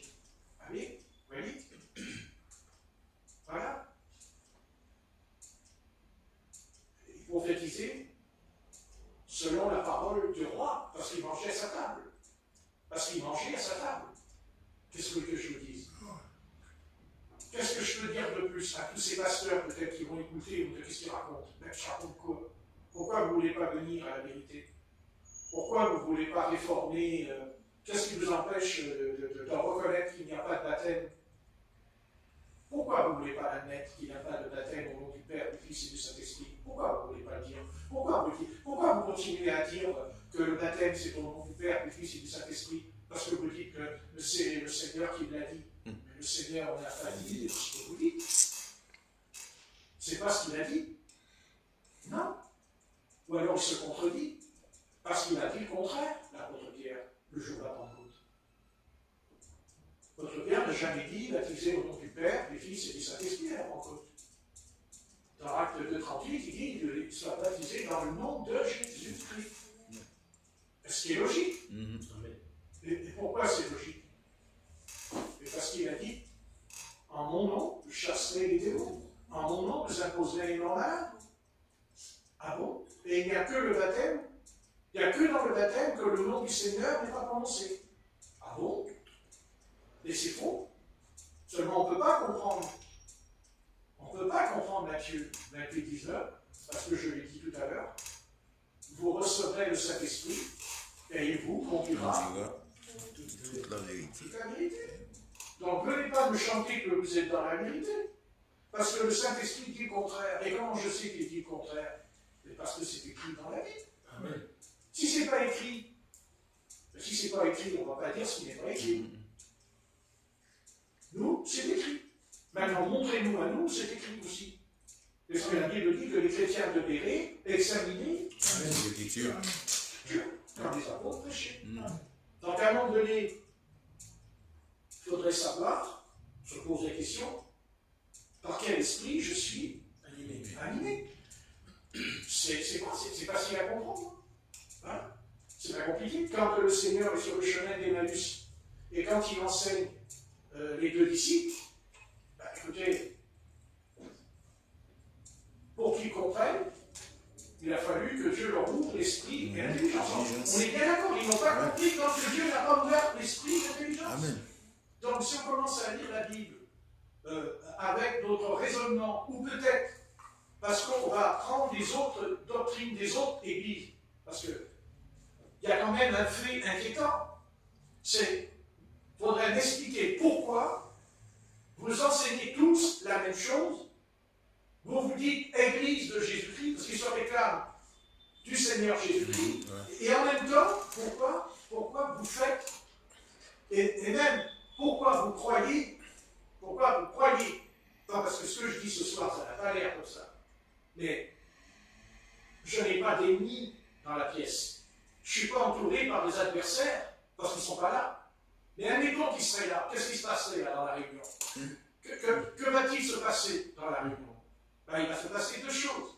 Soit ils vont rester pour m'attraper, pour me couper en plusieurs morceaux, et chaque morceau qui ira, toi aussi, qui m'a coupé en morceaux, te dit, tu n'es pas baptisé selon l'enseignement apostolique. Parce que même s'il me coupe en morceaux, maintenant il me coupe en 10 morceaux, il y aura toujours un morceau qui dira le baptême que vous pratiquez n'est pas biblique. Donc, eux, ils vont vous dire, mais nous, c'est la Bible. Alors arrêtez de vous contredire. Arrêtez de vous contredire. Il y a deux solutions chez vous. Soit le baptême du Saint-Esprit, soit le Saint-Esprit que vous avez reçu ne peut pas faire le contraire. Quand le Saint-Esprit dit au travers de l'apôtre Pierre ou de l'apôtre Paul que les sœurs doivent s'habiller décemment, quand les apôtres expliquent aux sœurs dans l'Église, jusqu'à leur dire, je ne vous permets pas d'enseigner. Mais aujourd'hui, c'est tout le contraire, parce qu'aujourd'hui, vous avez plein de sœurs qui enseignent maintenant comme les pasteurs. Et elle dira, mais le Seigneur m'a appelé. Et comment le Seigneur peut t'appeler? Comment il peut t'appeler alors qu'il dit le contraire? À moins que le Seigneur ait changé d'avis. Mais quand Dieu change d'avis, normalement, il se sert d'un ministère. Quand Dieu change d'avis, il ne le fait pas au travers d'un apôtre, au travers d'un évangéliste, au travers d'un docteur. Non. Quand Dieu chante la vie, c'est par un prophète que Dieu chante la vie. Dieu envoie le prophète. Amen. Le prophète. Dieu envoie le prophète. Rien d'autre. Rien d'autre. Rien d'autre. Et c'est pour ça que l'Église a dit, vous savez que tous les églises ont dit, il n'y a plus de prophète. Parce qu'ils disent que tout a été accompli. Donc on n'a plus besoin de prophètes. Mais parce que ça les arrange. Parce que ça les arrange. Ça les arrange. Mais ils ne veulent pas qu'il y ait un prophète. Ils ne veulent pas qu'il y ait un prophète. Parce que le prophète de l'Éternel, vous savez, c'est pas compliqué. La Bible dit qu'il y a une famine sous Claude. Une famine sous Claude. L'empereur Claude. Vous savez que Claude, c'est un empereur romain à l'époque. Bon, eh bien, le prophète Akabu, il est prophète parce qu'il dira, il va y avoir une famine. Et commencer à faire des provisions. Et ce que fera l'Église primitive, ils vont faire des provisions. Et quand la famine est venue, il dit que les chrétiens n'ont manqué de rien. Vous voyez? C'est ce que Dieu fera avec Joseph. Dieu dit à Joseph, 7 ans de ma grâce, 7 ans de la chair. Vous voyez? Vous voyez ce que je dis? C'est le prophète. C'est celui qui voit. Et vous savez pourquoi? Parce qu'un prophète, c'est l'œil de l'Éternel. C'est l'œil. Pour voir, il faut un œil. Si on n'a pas d'œil, on ne peut pas voir. Si vos yeux sont aveuglés, vous ne pouvez pas voir. Même s'il y a le soleil, vous ne le voyez pas. Parce que vous êtes aveugles. C'est pour ça que le Seigneur leur ouvre les yeux sur le chemin d'Emmaüs. Parce qu'ils étaient aveugles. Ça n'empêche pas qu'ils ont dit, tu ne savais pas, tu ne sais pas, tu n'es pas au courant, il y a un prophète puissant. Le prophète était devant eux. Mais oui, ça prouve, vous voyez combien on peut avoir une couche de bêtises sur le coin du nez. Tu ne sais pas. Mais tu ne sais pas. Non. Il y avait un prophète. Oui. Oui, mais tu ne sais pas. On va te dire, on t'explique. Et alors le Seigneur est là. Le Seigneur est là devant eux. C'est pas n'importe qui. C'est le Seigneur qui est devant eux. Vous voyez ce que je veux dire? Non, mais il a pu rigoler un petit peu au fond de lui. Mais ils sont bons, eux. C'est des bons. Ah, c'est des bons, dis donc. Ah oui. Et si Dieu n'était pas intervenu en eux, ils auraient continué. Ils auraient continué, tu ne sais pas, tu n'es pas au courant. Et ils auraient changé. Non. Ils auraient été transformés. Non. Parce qu'ils vont être transformés. Quand il prend le pain et qu'il le rompt, vous lirez, il leur ouvre les yeux. Non, il leur ouvre les yeux. Il le connaît. Et quand il a rompu le pain, C'est à ce moment-là. oui, mais ils n'ont pas reconnu parce qu'ils rompent le pain. Il y a des millions de gens qui rompent le pain. Mais c'est quoi? C'est que quand il a rompu le pain, il a fait un acte qui... En fait, cet acte a été un acte miraculeux qui s'est produit en eux. Vous voyez, il brise. Il brise quoi? Le grain de blé. Il brise le grain de blé. C'est lui, ce pain. C'est lui, quand il prend le pain, je suis celui qui suis. Parce qu'en fait, sur le chemin d'Emmaüs, vous vous rendez compte, ils ont vu l'Éternel. Oh, qu'est-ce que tu racontes? Ah bon? Parce que Jésus, c'est pas l'Éternel, peut-être? Ah bon? Ah, le Seigneur, c'est pas l'Éternel. Alors, vous voulez me dire que Jésus n'est pas Dieu aussi? C'est ça que vous voulez me dire? Que Jésus n'est pas Dieu? Ah non! Non, Jésus, le Christ, est Dieu. Amen. Donc, Dieu était sur le chemin d'Emmaüs. Dieu était devant eux. Mais il était voilé. C'est-à-dire, il s'est dans la chair. Et cette chair, bien sûr, elle était ressuscitée des morts. Il n'était plus dans... Il avait le même corps, attention, il avait le même corps. Mais un corps glorieux, un corps ressuscité. Et l'Éternel était devant eux. L'Éternel était devant eux comme il était sur la montagne du Sinaï. C'est lui. Je suis celui qui suis. Et le je suis était devant ces deux hommes, comme je suis était dans le désert du Sinaï, dans le buisson ardent. Et vous tard, l'apôtre Pierre le dira.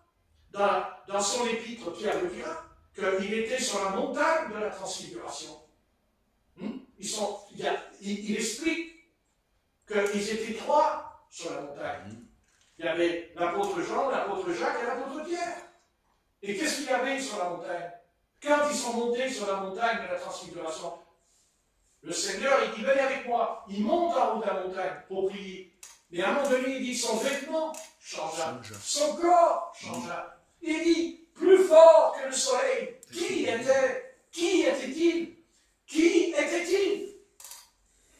Il était le Dieu d'Abraham, le Dieu d'Isaac et le Dieu de Jacob. Il s'est montré à eux sur la montagne. Ils ont vu l'Éternel, comme Moïse a vu l'Éternel au mont du Sinaï. Mais si, à tel point que l'apôtre Pierre dira, dressons trois tentes. Vous voyez? Ils sont, vous voyez? Bien sûr, ils ont vu l'Éternel. C'est pour ça que Jésus-Christ leur dira, quand il descend de la montagne, il dit, ne le quitte pas. Il dit, ne le quitte pas. Ne racontez pas ce que vous avez vécu. Oui. Parce que vous vous rendez compte, s'ils avaient raconté à tous les Juifs ça, vous imaginez, mais ils vont le faire roi tout de suite. Parce qu'ils vont très bien comprendre ce qui s'est passé sur la montagne de la transfiguration. Mais il s'est passé la même chose qui s'est passé sur la montagne du Sinaï. C'est exactement la même chose. Ah oui. Oui. Oui. Eh oui. Et bien sûr. Eh oui. Évidemment. Qu'est-ce que vous croyez?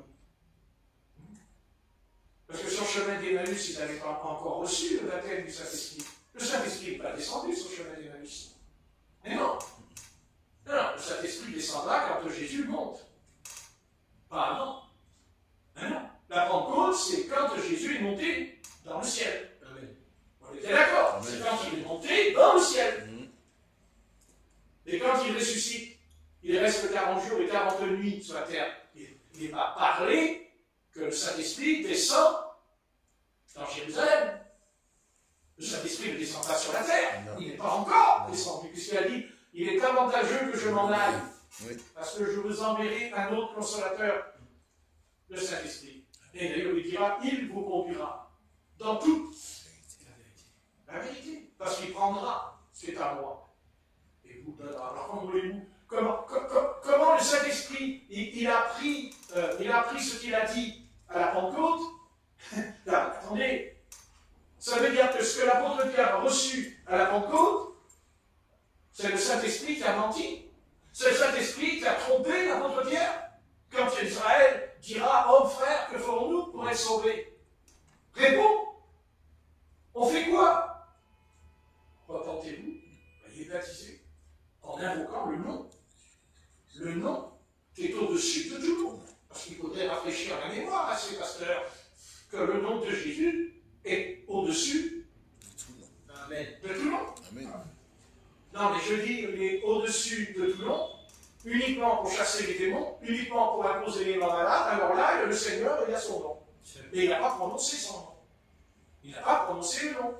Jésus, dans Marc 16, il n'a pas dit Jésus. Il n'a pas dit, vous le direz au nom de Jésus. Ce n'est pas écrit. Il dit, en mon nom. Il n'a pas dit, au nom de Jésus. Et pourtant, quand on lit, de qui part-il le Seigneur? Son nom. Amen. On n'a pas besoin d'être théologien pour comprendre ça tout seul. Et il n'y a que dans le baptême, que le nom du Seigneur n'est pas prononcé. Parce que quand je dis au nom du Père, du Fils et du Saint-Esprit, attendez, quand je dis Père, Fils et Saint-Esprit, alors il y a trois noms alors? Ah, puisqu'ils disent que c'est le nom. Bah oui, alors si c'est le nom, il y a trois noms. Oui. Non, il n'y a qu'un seul sauveur, un seul nom. Amen. Et les apôtres avaient reçu la révélation. Quand Jésus leur a dit baptisez au nom du Père, du Fils et du Saint-Esprit, ils ont reçu, je n'ai pas dit qu'ils l'ont compris d'eux-mêmes. C'est comme sur le chemin d'Emmaüs, Dieu leur ouvra l'esprit. Et plus tard, il leur ouvra les yeux. Et c'est ce qui s'est passé à la Pentecôte. Et c'est passé ce que le Seigneur avait déclaré, ce que le Seigneur a dit à l'apôtre Pierre. Car il l'a dit qu'à Simon Pierre, je te donnerai les clés. Les clés. Mais oui, ce que tu ouvriras, ça s'associe. Il explique. Vous comprenez? Il donne la clé. Parce que la porte est fermée. C'est-à-dire la porte du paradis est fermée. Et pourquoi elle est fermée? Et quelle est la clé qui a fermé la porte? Quelle est cette clé? C'est ce que dit le Seigneur dans la Genèse. Qu'est-ce que dit le Seigneur? Il dit, l'homme est devenu comme l'un de nous. Et qu'est-ce qu'il fait? Il le chasse. Et qu'est-ce qu'il fait quand le Seigneur va chasser Adam et Ève? Qu'est-ce qu'il fait? Il dit, il a mis une épée flamboyante. Il met une épée flamboyante. C'est-à-dire quoi? Le jugement. Le feu, c'est le jugement. Quand Élie dit, si je suis un homme de Dieu, que le feu descend du ciel, c'est quoi? C'est le jugement. Mais il y a aussi dans le feu la grâce. Et c'est ce que le Seigneur fera sur le chemin d'Emmaüs. Parce que les disciples, quand ils ont vu, quand le pain est rompu, les disciples, ils voient le Seigneur qui est parti, et eux, ils vont dire, eux, ils diront, notre cœur ne brûle-t-il pas? Brûle. Oui. Brûle. Amen. C'est quoi? Le feu. Le feu. C'est-à-dire qu'ils ont reçu le feu. Ils ont reçu le feu. Le feu en eux. Eh oui. Et il n'y a pas. Et la véritable Église n'est pas seulement. C'est pas seulement de citer les versets bibliques, même s'ils sont justes. C'est plus que cela. C'est le feu. Le feu. Et je dirais le feu sacré. Parce qu'il y a un feu profane dans l'Ancien Testament. Le feu. Vous voyez? Le feu. Voilà. C'est ça qu'on a perdu. On a perdu le feu. C'est ce que dira le Seigneur à l'église d'Éphèse. Tu as perdu la flamme de ton premier amour. Et c'est exactement ce que nous vivons. Et même nous devons faire attention à nous aussi. Attention. Attention de ne pas perdre la flamme. Oui, tout à fait. Mais quelle flamme? C'est ça. Du premier. C'est-à-dire que cette flamme, elle fait des miracles. Cette flamme, elle guérit les malades. Cette flamme, elle chasse les démons. Mais en même temps, elle purifie. Elle nous purifie. Elle nous éclaire. Elle nous conduit. Comme Moïse. Comme Moïse qui a été conduit par la colonne de feu. La colonne de feu. La nuit. Et le jour, la colonne de nuée. Nuée, amen. Vous voyez? Mais il y a la colonne. Il y a cette colonne, c'est le Saint-Esprit qui conduit Israël. Le Saint-Esprit conduit Israël dans la forme de la colonne de feu, comme la colombe. Le Saint-Esprit descend en forme de colombe. Mais c'est toujours l'amour. C'est l'amour. La flamme que Dieu, vous voyez, c'est l'amour. L'amour de Dieu. L'amour de Dieu. C'est pour ça qu'il dit, tu aimeras ton prochain comme toi-même. Mais tu ne peux pas aimer ton prochain si tu n'as pas la flamme. Tu peux prier sans la flamme. Tu peux étudier l'Écriture sans la flamme. Tu es simplement un pharisien. Tu es un pharisien. Le Seigneur dit, vous mangez à la table. Il dit, vous mangez à la table. Il dit, quand il parlera de la femme surprise en flagrant adultère, ben, vous lirez après en bas, il y a marqué, le Seigneur va leur dire, vous mangez à la table. Mais à la table de qui? À la table d'hypocrites. Autour de cette table, il n'y a que des hypocrites. Et pourtant, vous payez la dîme. Et vous faites ceci, vous faites des prières pour par jour, et tout le bazar. Mais il leur dit, vous êtes hypocrites. Mais vous êtes assis tous à la même table.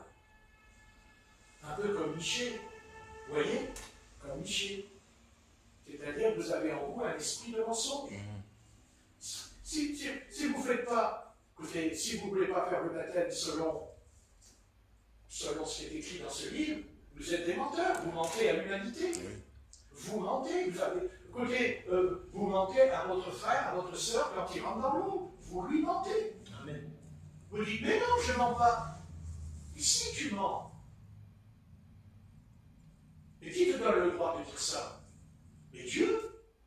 Dieu te donne le droit. À condition. À condition que. Pourquoi? Il n'y a qu'une page dans la Bible, peut-être? Il n'y a qu'une page dans la Bible. Ah bon? Ou peut-être que la Bible, c'est que la couverture, peut-être? Non. Parce que s'il n'y a que la couverture, il n'y a plus de Bible. Parce qu'un livre, c'est pas une page. Non. Non. Non. Un livre, c'est pas une page. C'est des pages. Parce que j'avais qu'une page. On va s'enfermer, là, les gars. S'il n'y a plus une page, je m'enferme. Parce que je ne lirai pas s'il est ailleurs, puisqu'il n'y a qu'une page. Pas du tout. C'est comme, par exemple, quand ils disent, écoutez, ils disent le canon biblique, il a 66 livres. Mais ce n'est pas vrai. Ce n'est pas vrai. Je peux le prouver que ce n'est pas vrai. Je l'apprends que ce n'est pas vrai. Je ne dis pas ça pour moi. Je dis, comment tu sais? Parce que le livre de Néhémie et le livre de Grâce, c'est le même livre. Le même livre. Écoutez bien, c'est le même. C'est le même. Allez faire avaler ça aux Juifs, là, dans chaque fois, ils savent. C'est le même. Écoutez, excusez-moi, on peut faire. C'est le même, Seigneur. Comment on peut faire? Eh bien, eux, ils disent que non. Il y en a deux. Parce que leur père l'a dit. Voilà, c'est les pères de l'Église, comme on dit. Ah oui, ben, qu'est-ce que vous voulez? L'Église, elle est fondée sur les pères de l'Église. N'est-ce pas? Mais si les pères, eux, disent des erreurs, les enfants aussi. Oui. Parce qu'ils vont répéter ce que leur père leur a dit. Donc moi, je ne suis pas fondé sur les pères de l'Église. Amen. Voilà, moi, les pères de l'Église, voilà, ça ne veut pas dire que je n'ai pas dit que je ne les respecte pas, puisque c'est écrit, soyez soumis aux anciens. Il n'y a pas de souci, moi je suis soumis aux anciens. Mais attendez, il est dit, examine. Oui. Examine. Parce qu'il est dit que l'ancien, celui qui veut faire office d'évêque, celui qui veut faire office de ministre, il dit qu'il doit avoir un enseignement. Et aussi sa vie. Amen. Sainte. Oui. Voilà. Ils vont arriver dans le ciel, ils vont dire, oh Seigneur, j'étais pasteur à Pentecôte, j'étais pasteur protestant. Mais le Seigneur, il va leur dire, mais même à moi, mais le Seigneur va dire, mais je te demande pas si tu es pasteur de ceci ou de cela. Je te demande, est-ce que sur la terre, voilà, est-ce que tu as été droit? Et que quand tu es tombé, eh bien, tu as reconnu ton péché, tu as confessé ton péché. Qu'est-ce que je vous dis?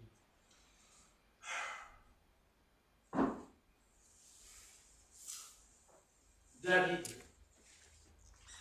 quand il tombe, pourquoi le Seigneur le relève?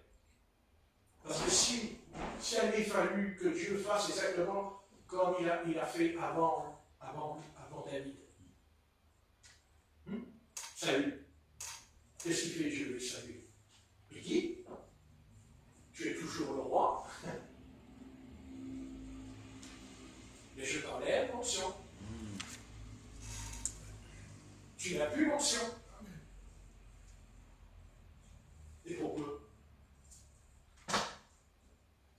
Et parce que quand il s'est repenti, sa repentance a été fausse. Amen. Tout simplement. Parce qu'il est écrit qu'il s'est repenti. Il a déchiré même le manteau. Ouais.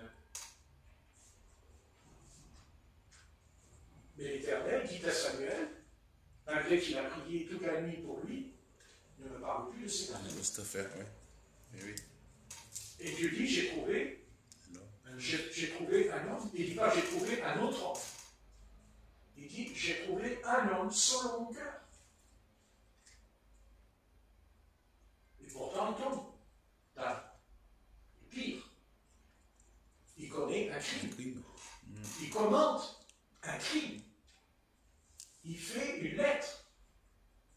Heureusement que Uri n'a pas lu la lettre. Ah oui. Heureusement. Vous imaginez que son roi a écrit une lettre à son sujet, alors que c'est le roi qui l'a envoyé combattre l'ennemi devant les murailles.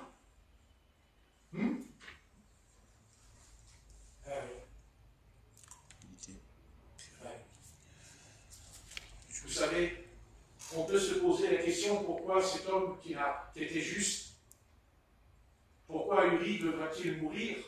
Parce qu'après tout, c'est David qui aurait dû mourir.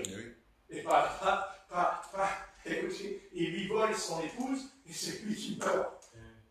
Mais tant mieux. Mais c'est bien qu'il est parti. Imaginez-vous que ça aurait été le drame pour cet homme d'apprendre que le roi, son roi, Son ami. lui a pris son épouse, lui a volé son épouse en cachette, pendant que lui était en train de se faire descendre sur le terrain, en train de combattre sur le terrain, et que David a pris du bon temps, que David a pris du plaisir. Alors qu'il prenne du plaisir, il n'avait qu'à le faire avec ses 300 concubines, mais il n'avait pas besoin de prendre Bathsheba. Vous voyez que Satan, quand il a ciblé quelqu'un, quand on prend un fusil, on cible. Parce que vous, quand vous avez un ennemi, vous tirez en l'air, vous. L'autre va vous envoyer le truc dans le ventre. Non, vous ciblez votre adversaire, Satan. On est une cible pour lui. On est une cible. On est dans son collimateur. Ne l'oubliez jamais quand vous vous levez le matin. Et tâchez de demander au Seigneur d'être protégé par lui. D'être protégé. Parce que quand on tire, la balle, elle s'en va. Et on se tire à côté, ça va, elle va dans le mur. Et la deuxième, c'est pas sûr. Parce qu'on peut se tromper une fois, quand on tire, mais pas deux fois. À moins que ce soit Dieu qui dévie la balle. Amen. Bien sûr, il y a le surnaturel dans la Bible. Mais ça n'empêche pas, ça ne change pas le caractère de Satan en lui. Et Satan, vous voyez, il a visé, il a bien visé. Mais ça, c'est rien que Élie est mort. Non, parce que Élie est mort, et il est sauvé. Lui, il a été dans le séjour, il est bien heureux, ne vous inquiétez pas. C'est certain, mais David, c'est bien sûr. C'est bien sûr pour David. Parce qu'il va passer un mauvais quart d'heure, David. Et si vous ne me croyez pas, vous avez qu'à lire les psaumes quand il parle de ce qui lui est arrivé quand il était sur le lit. Amen. Parce que finalement, quand le Seigneur a enlevé Uri, en fait, il l'a épargné de beaucoup de choses. Si ce n'est déjà de mourir d'une maladie. Mais pas David. Il va rester en vie, mais il va le payer cher. Parce que son péché va se retourner contre lui quand il sera plus âgé. Car son fils Absalom va coucher avec ses concubines sur le toit devant tout Israël, devant les yeux de tout Israël. Et après, il voulait même tuer son père. Et vous vous rendez compte, son propre fils. Et donc David est né tellement, puisque quand il est mort, il s'est mis à pleurer, Vous voyez? C'est ça. Il n'y a pas de péché sans résultat. Il n'y a pas de péché sans conséquence. Alors au départ, Dieu ne tient pas compte du temps de l'ignorance. Il ne tient pas compte. Mais après, attention, ce n'est pas le même refrain après. Et des fois, le Seigneur, pour nous sauver, eh bien, il nous fera passer par un chemin difficile. Vous savez, c'est comme...